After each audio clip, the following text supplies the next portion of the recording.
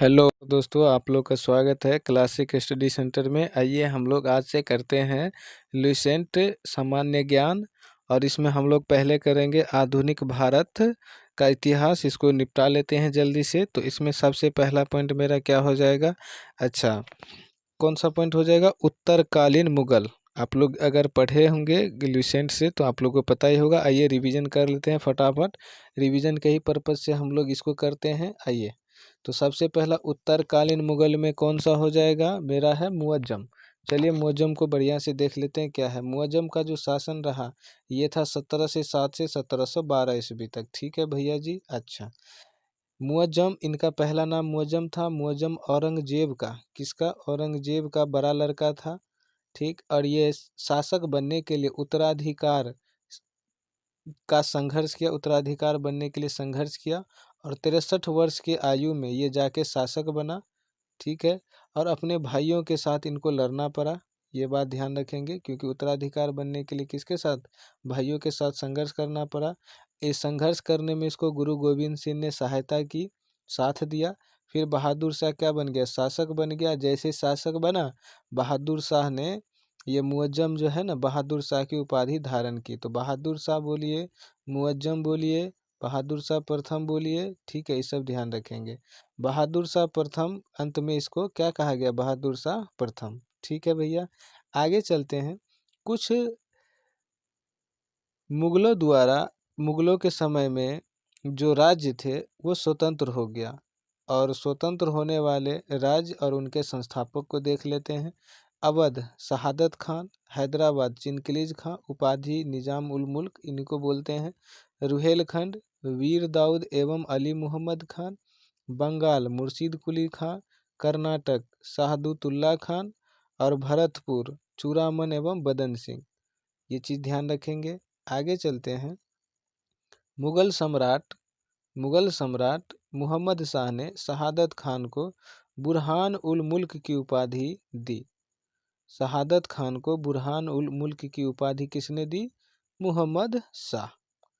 खाकी खान ने बहादुर शाह को शाह ए बेखबर की उपाधि दी। ठीक है जी, खाकी खान ने बहादुर शाह को शाह ए बेखबर की उपाधि दी। अगला मुगल बादशाह है जहांदार शाह। जहांदार शाह 1712 से 1713 ईस्वी तक। ये जुल्फिकार खान की सहायता से शासक बना। ठीक है, जुल्फिकार खान क्या बन गया? पीएम बन गया, क्योंकि जुल्फिकार खान की सहायता से ये क्या बना था? शासक बना। तो ये इनको पीएम बना दिया। और जब जुल्फिकार खान पीएम बना जहांदार शाह का, तो इन्होंने साम्राज्य की वित्तीय स्थिति को ठीक करने के लिए इजारा प्रथा लागू की शुरुआत कर दिया। जहांदार शाह ने जजिया कर को समाप्त कर दिया था। ठीक है, आगे देखेंगे। जहांदार शाह जहांदार शाह अपने शासन के समय, जहांदार शाह के शासन के टाइम पर एक वेश्या रहती थी, लाल कुमारी। लाल कुमारी का हस्तक्षेप था जहांदार शाह के शासन में। जैसे जैसे ये बोलती थी वैसे वैसे ये करता था। इसीलिए इसको कहा जाता है लंपट मूर्ख। मुगल कालीन इतिहास में एक आप किंग मेकर का नाम सुनेंगे, सैयद अली खां और अब्दुल्ला खान। इसे सैयद बंधु बोलते हैं, किंग मेकर आप नाम से जानते हैं। अगला मेरा शासक है, मुगल शासक है फर्रुख सियर। फर्रुख सियर का कार्यकाल 1713 से 1719 तक रहा। सैयद बंधु अब्दुल्ला खान और हुसैन अली की सहायता से फर्रुख सियर शासक बना। फर्रुख सियर को मुगल वंश का घृणित कायर कहा जाता है। फर्रुख सियर के समय पर 17 से 15 ईस्वी में शिष्टमंडल भारत आया, जॉन सुरमन के नेतृत्व में। इन्हीं शिष्टमंडल में एक डॉक्टर था हैमिल्टन, जिसने फर्रुख सियर के घाव को ठीक किया। जब ये शिष्टमंडल भारत आया उस टाइम पर फर्रुख सियर बीमार था, घाव से पीड़ित था।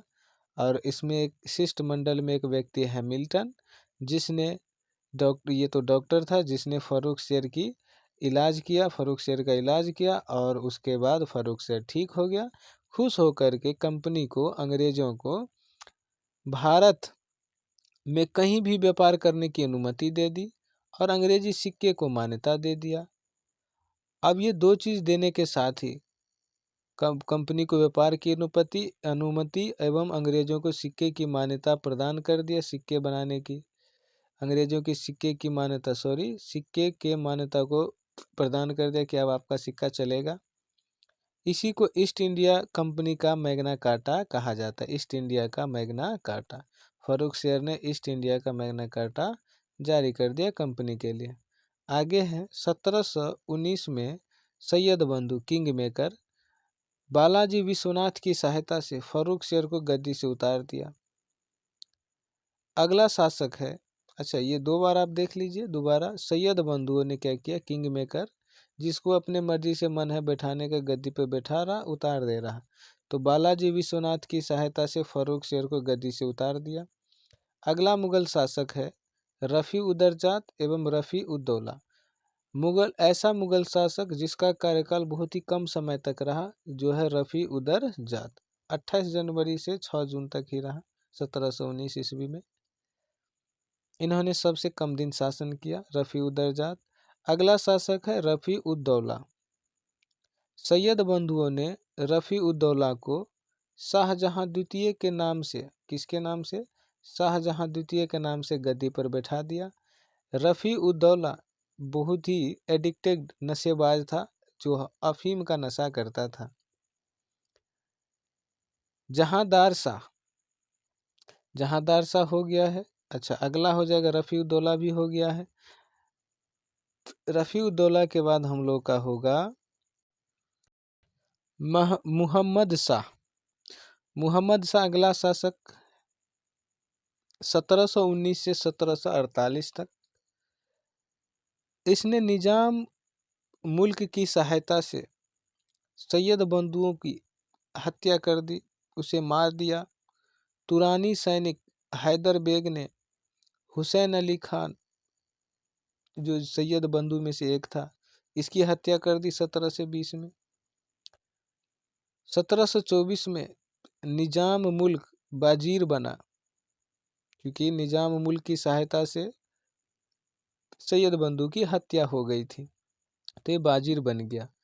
मुहम्मद शाह शासक थे। मुहम्मद शाह के समय में 1737 ईस्वी में पेशवा बाजीराव प्रथम ने दिल्ली पर हमला कर दिया।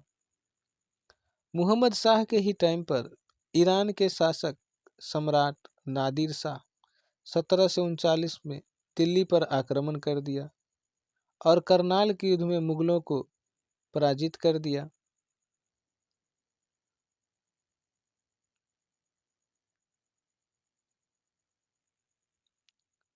ईरान के सम्राट नादिर शाह ने 1739 ईस्वी में दिल्ली पर आक्रमण किया।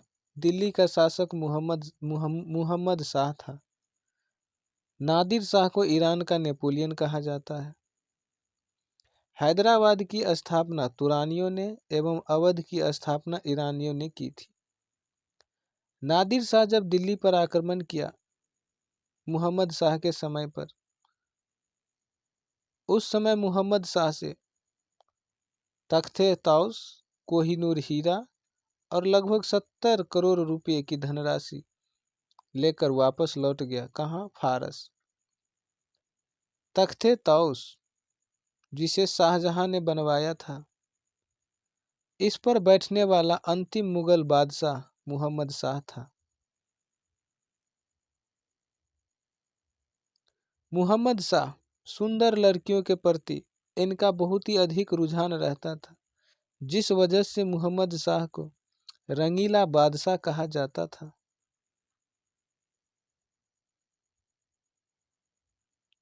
मुहम्मद शाह के शासनकाल में ही हैदराबाद के चिनकिलीज खान ने निजाम उल मुल्क की उपाधि धारण की।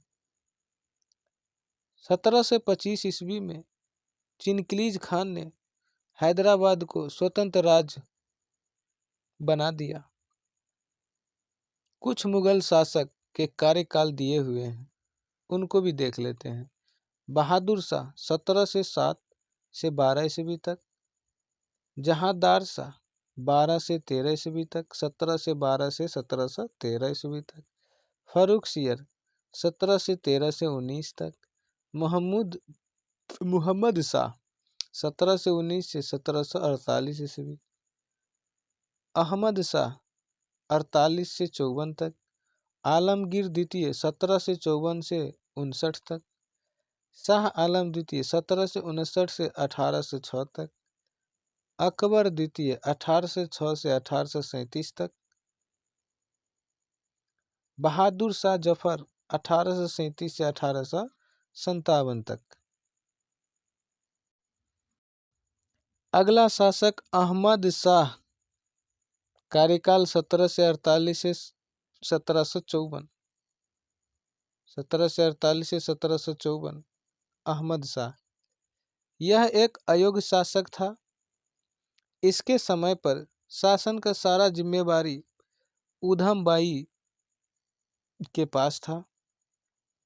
ऊधम बाई ने शासन का सारा कार्यभार अपने ऊपर ले रखा था, जिसे किबला ए आलम की उपाधि दी गई।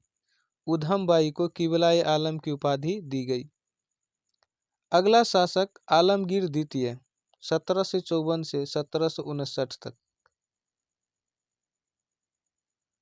आलमगीर द्वितीय जहांदार शाह का पुत्र था। आलमगीर द्वितीय के समय पर 17 से 57 में पलासी का युद्ध हुआ। अगला शासक शाहजहां तृतीय, कार्यकाल 1759 से 1760 तक। शाहजहां तृतीय को मुही उल मिलत, शाहजहां तृतीय को मही उल मिलत के नाम से जाना जाता है। मराठों ने हस्तक्षेप करके इसे गद्दी से उतार दिया। शाहजहां तृतीय को मराठों ने गद्दी से उतार दिया। अगला शासक शाह आलम द्वितीय। शाह आलम द्वितीय के टाइम पर दो निर्णायक युद्ध हुए। पानीपत का तीसरा युद्ध, बक्सर का युद्ध।